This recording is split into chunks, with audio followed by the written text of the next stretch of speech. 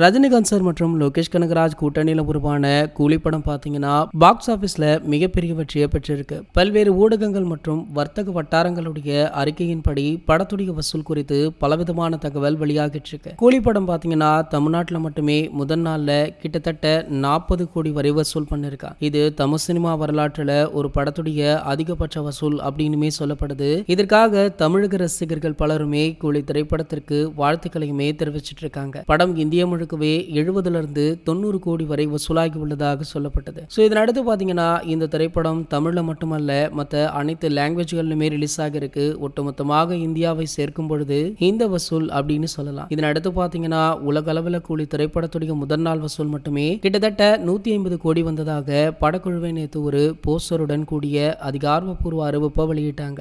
அடுத்தடுத்த நாட்களுமே விடுமுறை நாட்கள் அப்படின்றதுனால படத்துடைய வசூல் அதிகமாக வாய்ப்பு இருக்கு அப்படின்னுமே சொல்லப்பட்டது.